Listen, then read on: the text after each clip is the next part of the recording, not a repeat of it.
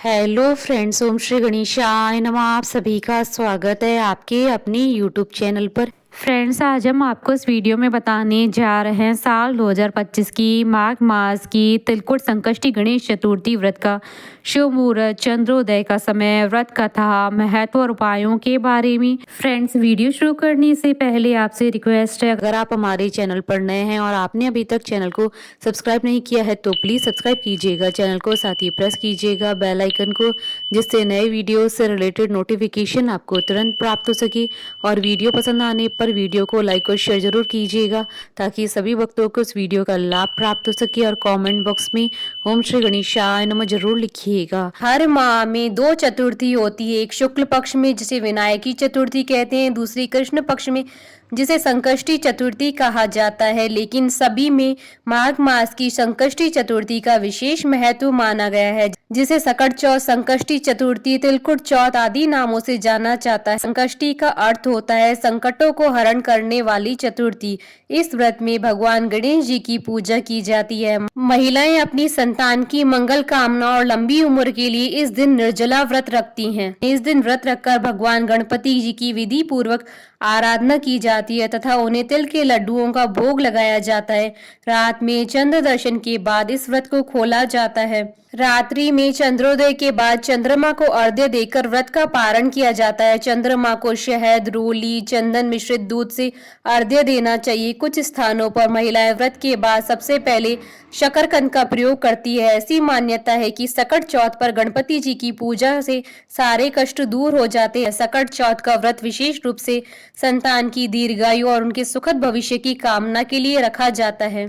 पद्म पुराण के अनुसार इस व्रत को स्वयं भगवान गणेश जी ने मां पार्वती को बताया था। वैसे तो हर महीने की कृष्ण पक्ष की चतुर्थी गणेश चतुर्थी कहलाती है, लेकिन माघ मास की चतुर्थी तिल संकटा चौथ कहलाती है। पद्म पुराण के अनुसार आज ही के दिन कार्तिकेय के साथ पृथ्वी की परिक्रमा लगाने की प्रतिस्पर्धा में उन्होंने पृथ्वी की बजाय भोलेनाथ और मां पार्वती की 7 बार परिक्रमा की थी। तब शिव जी ने प्रसन्न होकर देवों में प्रमुख मानते हुए उनको प्रथम पूजा का अधिकार दिया था। माघ मास की संकष्टी चतुर्थी का व्रत करने से घर परिवार में आ रही विपदा दूर होती है। कई दिनों से रुके मांगलिक कार्य संपन्न होते हैं तथा भगवान श्री गणेश असीम सुखों की प्राप्ति कराते हैं। इस दिन गणेश कथा सुनने अथवा पढ़ने का विशेष महत्व माना गया है। व्रत करने वालों को इस दिन व्रत कथा पढ़नी या सुननी चाहिए, तभी व्रत का संपूर्ण फल प्राप्त होता है। सकट चौथ पर माँ अपने बच्चों के लिए व्रत रखती है। ऐसा माना जाता है कि जो बच्चे गंभीर रोग से पीड़ित होते हैं उनके लिए यदि माँ इस दिन व्रत रखे तो लाभ मिलता है। वहीं यह व्रत बच्चों को बुरी नजर से भी बचाता है। इसके साथ ही जो माँ अपने बच्चों के लिए इस दिन व्रत रखती है वे बच्चे जीवन में कई तरह के संकटों से दूर रहते हैं। इस दिन बालचंद्र गणेश जी की पूजा की जाती है। पुत्रवती स्त्रियां पुत्र सुख की समृद्धि के लिए व्रत रखती हैं। इस दिन स्त्रियां निर्जल व्रत रखती हैं। सूर्यास्त से पहले गणेश संकष्टी चतुर्थी व्रत कथा की पूजा होती है। इस दिन तिल का प्रसाद खाना चाहिए। दूर्वा, शमी, बेलपत्र, गुड़ में बने तिल के लड्डू चढ़ाने चाहिए। फ्रेंड्स, अब आइए जानते हैं माघ मास की तिलकुट चौथ के शुभ मुहूर्त के बारे में। हिंदू पंचांग के अनुसार साल 2025 में माघ मास की तिलकुट चौथ 17 जनवरी 2025 शुक्रवार के दिन है। माघ कृष्ण चतुर्थी तिथि प्रारंभ होगी 17 जनवरी 2025 को सुबह 4:06 पर और माघ कृष्ण चतुर्थी तिथि का समापन होगा 18 जनवरी 2025 को सुबह 9:30 पर और चंद्रोदय का समय रहेगा 17 जनवरी 2025 को रात्रि 9:16 पर। साथ ही इस दिन सौभाग्य योग, शोभन योग और सिद्धि योग का शुभ संयोग भी बन रहा है। इन योगों में भगवान गणेश जी की पूजा करने से आपके घर में सुख समृद्धि का वास होगा और आपकी सभी मनोकामनाएं शीघ्र ही पूर्ण होंगी और सौभाग्य में वृद्धि होगी। फ्रेंड्स, अब आप हमारे चैनल पर ज्वाइन बटन को दबाकर हमारे चैनल के मेंबर भी बन सकते हैं। हम हमारे चैनल के मेंबर्स के कमेंट्स को टॉप प्रायोरिटी पर रखकर उनका रिप्लाई करते हैं। फ्रेंड्स, अब आइए जानते हैं तिलकुट चौथ की पूजन विधि के बारे में। बालचंद्र गणेश जी की पूजा संकट चौथ को की जाती है। प्रातः काल नित्य कर्म से निवृत्त होकर षडोपचार विधि से गणेश जी की पूजा करें और गणेश जी की वंदना करें। इसके बाद बालचंद्र गणेश जी का ध्यान करके पुष्प अर्पित करें। पूरे दिन मन ही मन में श्री गणेश जी के नाम का जाप करें। सूर्यास्त के बाद स्नान करके स्वच्छ वस्त्र पहन ले। अब विधि पूर्वक गणेश जी का पूजन करें। एक कलश में जल भरकर रखें। धूप दीप अर्पित करें। नैवेद्य के रूप में तिल तथा गुड़ के बने हुए लड्डू, ईख, शकरकंद, गुड़ तथा घी अर्पित करें।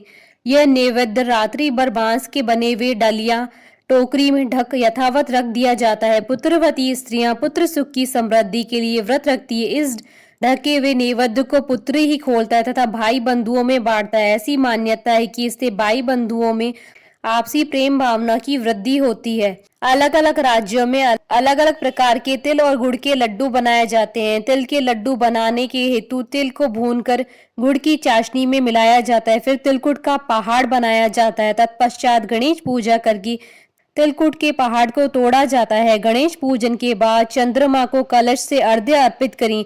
धूप दीप दिखाएं। चंद्रदेव से अपने घर परिवार की सुख और शांति के लिए प्रार्थना करें। इसके बाद एकाग्रचित्त होकर कथा सुने या सुनाएं। सभी उपस्थित जनों में प्रसाद बांट दें। महिलाएं इस दिन दूध और शकरकंदी खाकर अपना व्रत खोलती है। महिलाएं अगले दिन ही अनाज ग्रहण करती हैं। पूजन के समय गणेश मंत्र का जप करें। गणेश मंत्र का जप करते हुए 21 दूर्वा गणेश जी को अर्पित करनी चाहिए। साथ ही भगवान गणेश जी को बूंदी के लड्डुओं का भोग लगाना चाहिए। संकष्टी चतुर्थी के दिन गणपति जी की पूजा करने से घर में नकारात्मक प्रभाव दूर होते हैं और शांति बनी रहती है।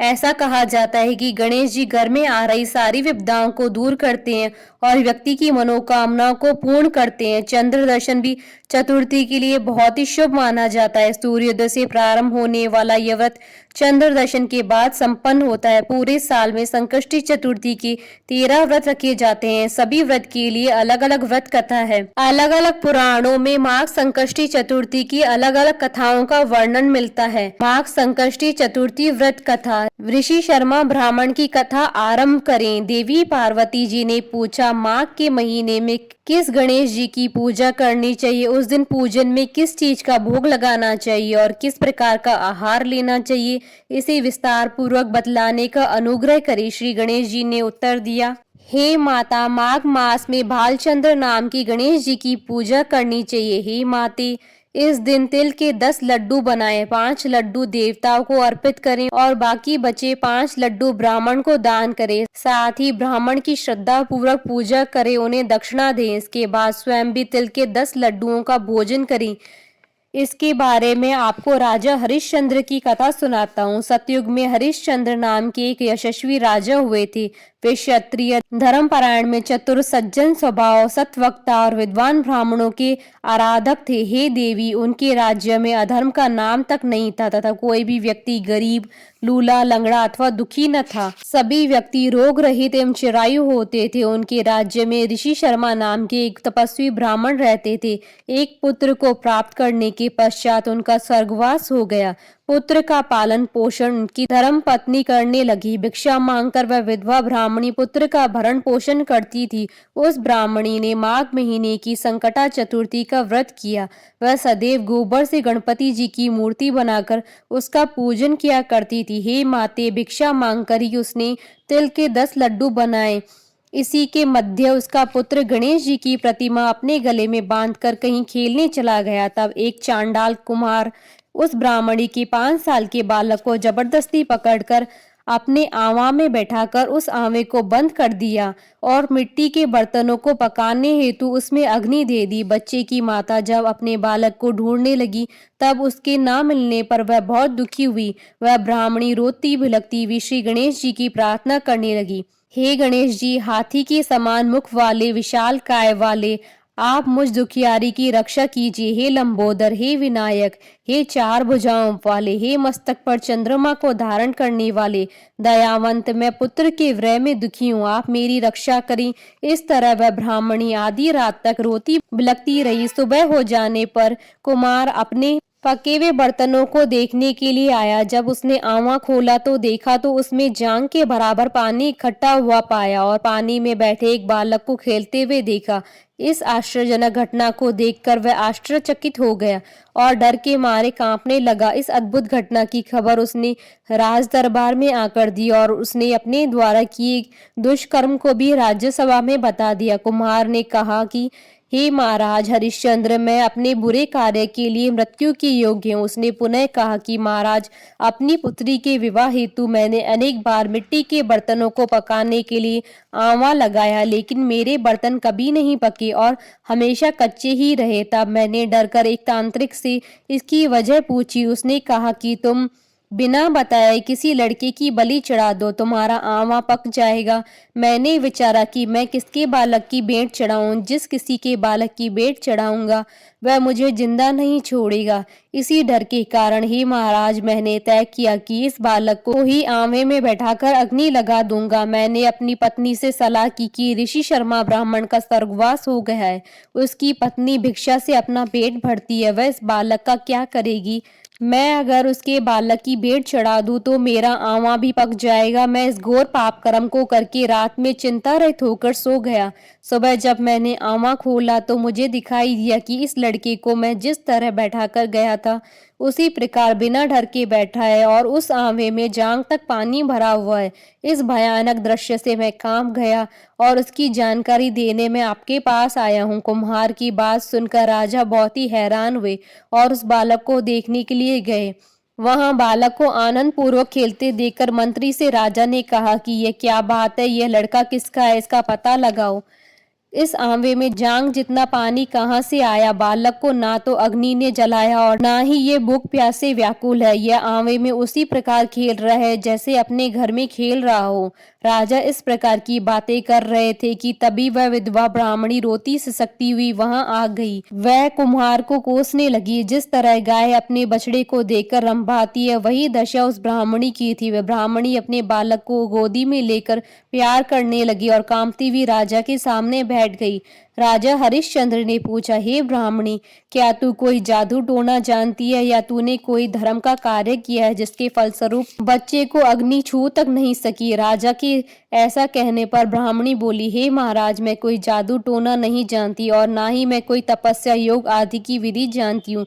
हे महाराज, मैं तो संकट नाशक गणेश चतुर्थी का व्रत करती हूँ।